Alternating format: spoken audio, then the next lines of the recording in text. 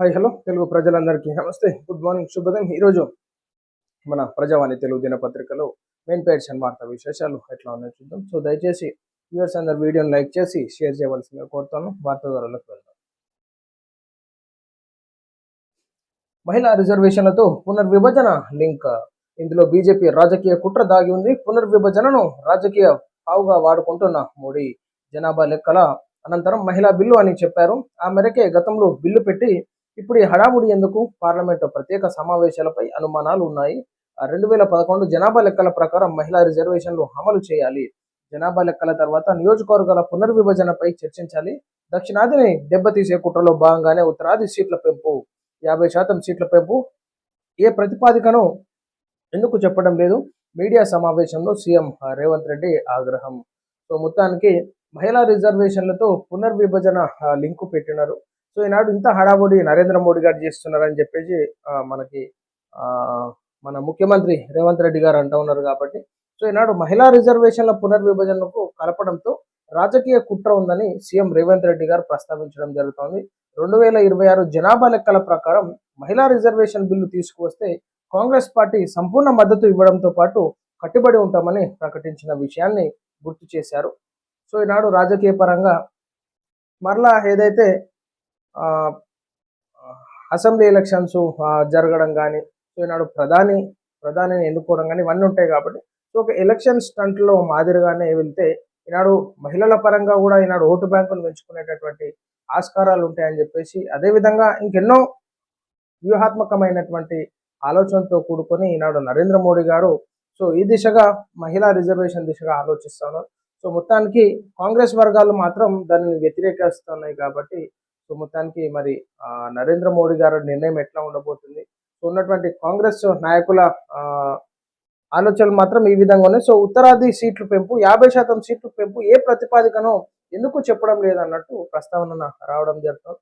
So ఎవరి ఆలోచనలు వాళ్ళకు ఉంటాయి, ఎవరి వ్యూహాత్మకం, ఎవరి ఎత్తుగడలు వాళ్ళకు ఉంటాయి. సో మరి దీని మీద కాంగ్రెస్ పార్టీ వాళ్ళు ఏ విధమైనటువంటి నిర్ణయాలు తీసుకొని వారి ఆలోచనల వ్యూహాత్మకంగా ఎట్టుంటే కూడా మనం చూసుకోవచ్చు. బీఆర్ఎస్ తో పొత్తు ఇక్కడే పరిమితం. ఖానాపూర్ సభలో బీజేపీ అధ్యక్షుడు రామచందర్. పొత్తులపై తెలంగాణ బీజేపీ చీఫ్ రామచంద్రరావు సంచలన వ్యాఖ్యలు చేశారు. సోమవారం ఖానాపూర్ మున్సిపల్ ఎన్నికల్లో బీజేపీ అభ్యర్థి విజయం సాధించడాన్ని పురస్కరించుకొని నిర్మల్లో ఏర్పాటు చేసిన విజయోత్సవ సభలో ఆయన మాట్లాడుతూ భవిష్యత్తులో బీజేపీ ఏ పార్టీతోనూ పొత్తు పెట్టుకోదని స్పష్టం చేశారు. ఖానాపూర్లో బీఆర్ఎస్ తో జరిగిన పొత్తు స్థానిక నాయకుల మధ్య మాత్రమే జరిగిందని, పార్టీ స్థాయిలో కాదని వివరించారు. సో మొత్తానికి ఖానాపూర్లో జరిగినటువంటి మున్సిపల్ ఎలక్షన్స్ లో బీజేపీ బీఆర్ఎస్ స్థానిక నాయకుల మధ్యనే పొత్తుగానే ఈనాడు పార్టీల పరంగా అది నిర్ణయం తీసుకున్నటువంటి విషయం కాదని చెప్పేసి రామచంద్రరావు గారు చెప్పడం జరుగుతుంది. సో ఏది ఏమైనా సరే పొత్తే. రాష్ట్రపతిని కలిసిన లోకేష్ బృందం. రాష్ట్రపతి ద్రౌపది ముర్ముకు ఏపీ ప్రతినిధి బృందం కృతజ్ఞతలు తెలిపారు. సో మొత్తానికి అమరావతి బిల్లు అమల్లోకి రావడంతో సంతోషాన్ని వ్యక్తం చేస్తూ ద్రౌపది ముర్ము గారిని నారా లోకేష్ గారు కలవడం జరిగింది, కృతజ్ఞతలు తెలపడం జరిగింది.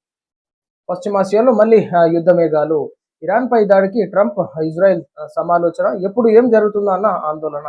అమెరికా ఇరాన్ మధ్య శాంతి చర్చలు విఫలమవడంతో పశ్చిమాసియా మళ్ళీ నివురు గప్పిన నిప్పులా మారింది. ఈ క్షణాన ఏం జరుగుతుందో అని కానీ అర్థం పరిస్థితి నెలకొంది. మరోవైపు ఇరాన్ పై మళ్ళీ దాడులు ప్రారంభించేందుకు అమెరికా ఇజ్రాయెల్ సిద్ధమవుతున్నట్లు వార్తలు రావడం ఆందోళన కలిగిస్తుంది. హర్మోస్ జలసంధిని దిగ్బంధిస్తామని అమెరికా సెంట్రల్ కమాండ్ ఇప్పటికే ప్రకటించిన సంగతి తెలిసిందే. దీంతో పాటు ఇరాన్ పై పరిమిత స్థాయిలో సైనిక దాడులు పునరుద్ధరించేలా అగ్రరాజ్యం ఆలోచిస్తా ఉంది. సో మొత్తానికి మరలా యుద్ధ మేఘాలు కమ్ముకునేటటువంటి అవకాశం ఉందని చెప్పేసి హెచ్చరికలు రావడం జరుగుతుంది. కాబట్టి సో ఈలోపు ఏదైనా శాంతి చర్చలు జరుపుకుంటే బాగుంటుంది.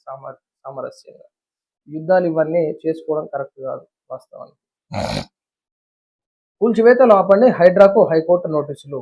అక్రమ నిర్మాణాలు, అనుమతి లేని నిర్మాణాల కూల్చివేతలకు అమలు చేసే విధానాలను ఏమిటో చెప్పే వరకు కూల్చివేత చర్యలు ఆపాలని హైడ్రాను హైకోర్టు ఆదేశించింది. సోమవారం మధ్యంతర ఉత్తర్వులు జారీ చేసినట్టుగా చూసుకోవచ్చు. సో మొత్తానికి ఇల్లీగల్ కన్స్ట్రక్షన్స్, చెరువులను ఆక్రమిత ప్రాంతాలలో జరిగినటువంటి కన్స్ట్రక్షన్స్, సో నాలాలు, బఫర్ జోన్లలో ఉన్నటువంటి కన్స్ట్రక్షన్స్ కూలగొడుతూ హైడ్రా ముందుకెళ్తాను. సో చెరువుల పునరుద్ధరణ పనులను కూడా చేపడతా ఉంది. కాబట్టి సో మొత్తానికి హైడ్రాని ఆపేందుకు హైకోర్టు నోటీసులు ఇచ్చింది. సో అసలు ఎందుకు కూలగొడుతున్నారు, ఏ ప్రాతిపదికన కూలగొడుతున్నారని చెప్పేసి ప్రశ్నించడంతో సో దాన్ని ఆపాల్సిందిగా హైకోర్టు నోటీసులు ఇవ్వడం జరిగింది. మరి చూడాలి రాష్ట్ర ప్రభుత్వం నిర్ణయాలు ఏ విధంగా తీసుకుంది. ఈనాడు రంగనాథ్ గారు చేస్తున్నారంటే ఈనాడు ప్రభుత్వం అండదండల ప్రభుత్వ సపోర్ట్తోనే ముందుకెళ్ళడం జరుగుతూ ఉంటుంది, కానీ తనంతలో తాను చేసేటటువంటి అవకాశం ఉండదు కాబట్టి సో ముఖ్యమంత్రి రేవంత్ రెడ్డి గారు ఏ విధంగా నిర్ణయాలు తీసుకుంటారో చూడాలి.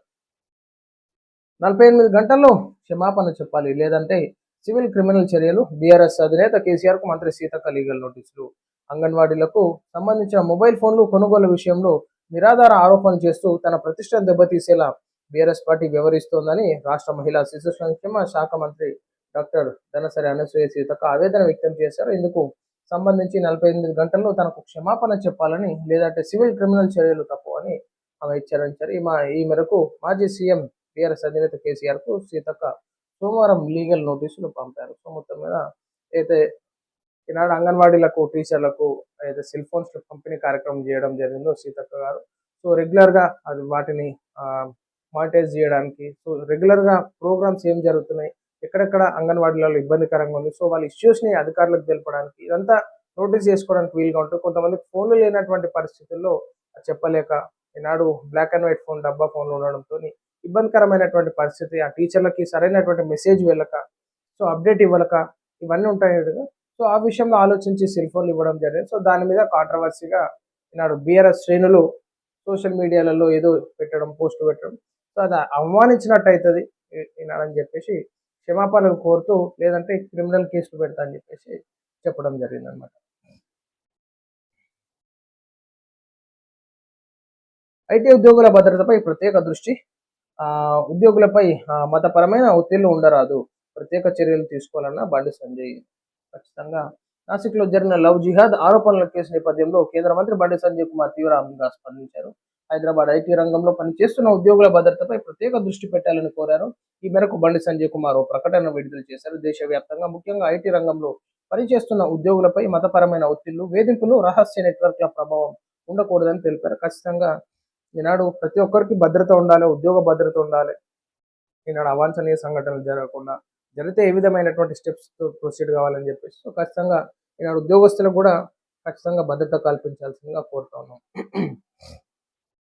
వికసిత్ భారత్ లక్ష్య సాధనలో మినరల్స్ కూడా కీలకమే. మినరల్ రంగంలో ఆత్మనిర్భరత భారత్పై ప్రత్యేక దృష్టి. కేంద్ర మంత్రి కిషన్ రెడ్డి వెల్లడి.